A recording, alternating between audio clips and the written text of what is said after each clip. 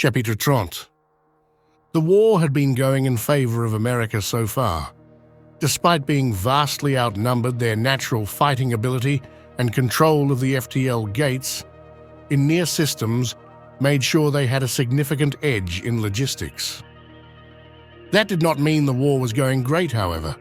While they were able to fight well above their weight, and for every soldier or ship they lost, they'd take out 10 Xeno equivalents, they were still fighting the rest of the known galaxy more or less. The Council founders would suffer for it, but they could afford to lose even more than that and still start grinding the American forces down. Even so, the Americans didn't go down lightly, as demonstrated by the recent battle for HF-432. It likely wouldn't be written about in the history books. HF-432 was a dead system that didn't seem to have any importance aside from a minor FTL junction. An American scout ship had been ambushed by a Xeno destroyer that was more than twice as big. Long story short, both ships were drifting dead in space. But that didn't mean both ships were entirely dead. Anyone still alive? Corporal Jones was asking as he looked around the engine room.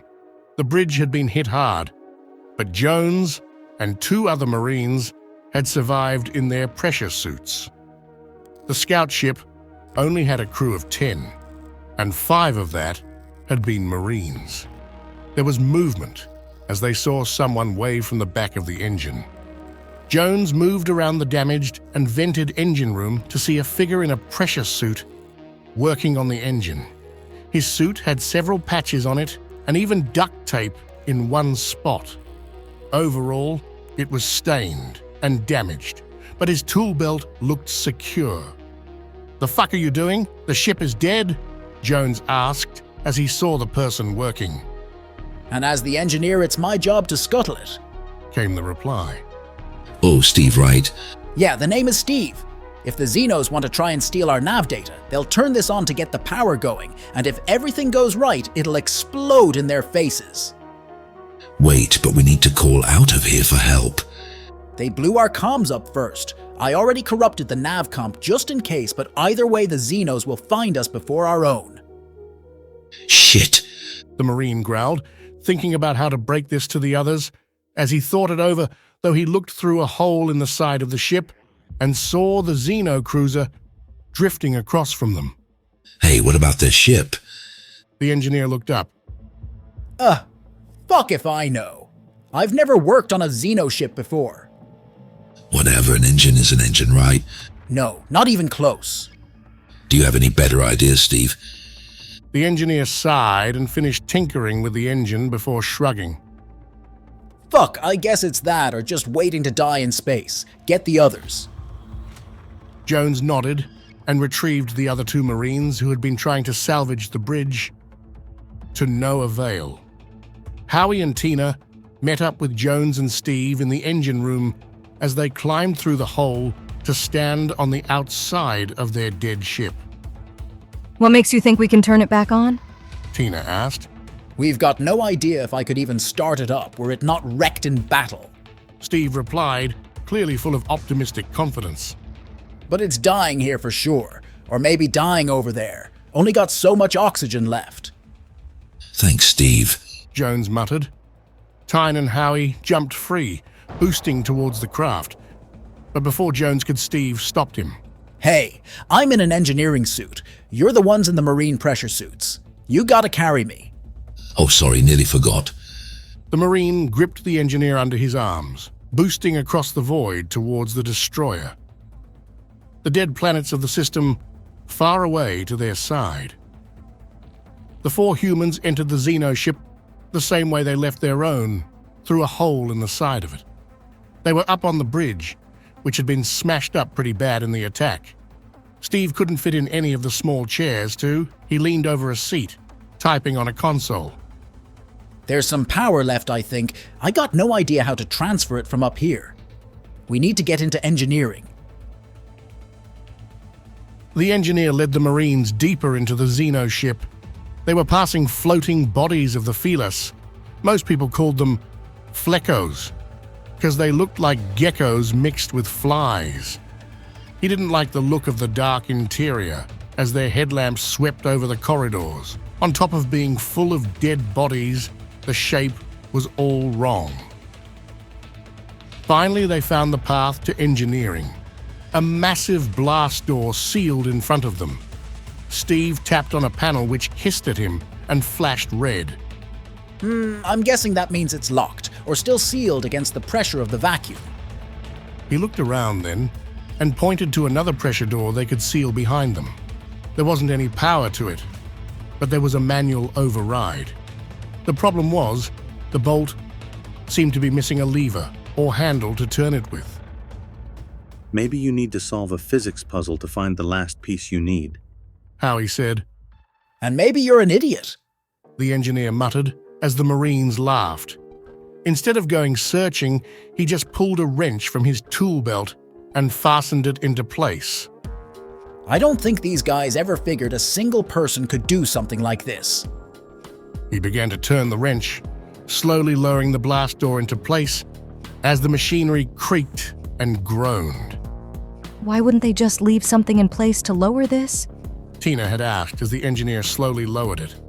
'Cause they're pussies. The engineer grunted out as he kept turning it. Finally, the blast door was sealed as he detached his wrench. I'm fairly sure none of them have the strength to operate this on their own. Probably got a robot to do it or something. They turned back to the engine room and Steve stepped up, tapping on the control panel once more. This time, it beeped at him and there was a hiss as the door opened, oxygen rushing in to fill the makeshift airlock. As the door slid up, they saw the light inside and were met with the surprised faces of what had to be 20 Fleckos. They had swords and some sort of energy torch and a number of nasty-looking melee weapons. The Marines braced when a shining light came down and they started to dance. It was some sort of high-pitched Xeno music as they broke into a team dance choreography of some kind. What do we do? Howie asked nervously.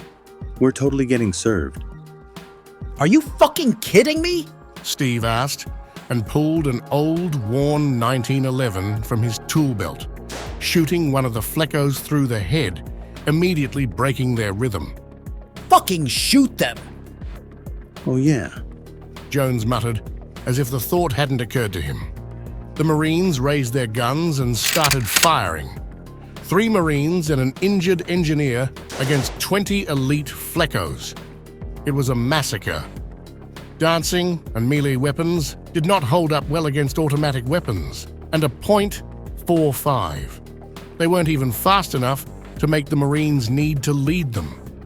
Once they were dead, greenish-blue blood splattered across the walls and machinery. The Marines checked their weapons while Steve moved forward, pulling bodies off the consoles he needed to check. You can get this up and running, right, Steve? Tina was asking as she watched him work. No idea. Just trying to figure out where they have the readings. Yeah, but it's an engine, and you're an engineer. Why the hell does everyone assume I can fix any kind of engine? Besides, even if I get this turned on, I'm not a pilot. What? You can't fly this thing? I thought engineers knew how to do that stuff. Jones said. You're the Marines. You know how to hot wire tanks and fly assault craft, right? No. We were never trained to do that. Then why does everyone assume that I'd be trained in that other shit? You wouldn't ask an OBGYN to help an oncologist, would you? They simply stared at him and he shook his head. Never mind. It's all like energy and power and electrical stuff though, right? Didn't you go to college? Jones was asking. To a party college. It was all booze and co-eds and a haze for 4 years.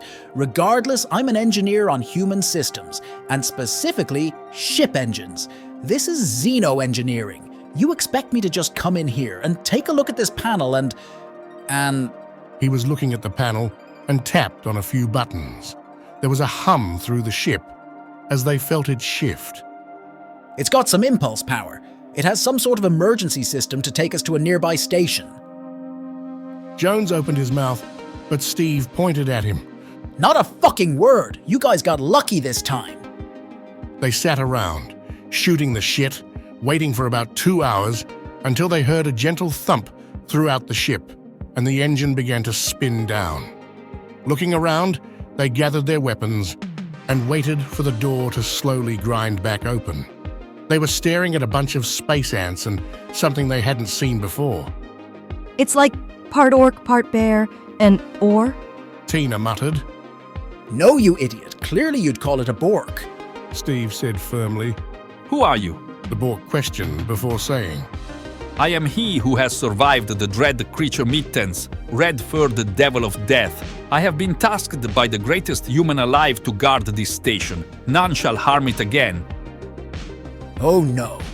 Steve muttered. What? Jones asked. This idiot means Mittens, my brother's cat.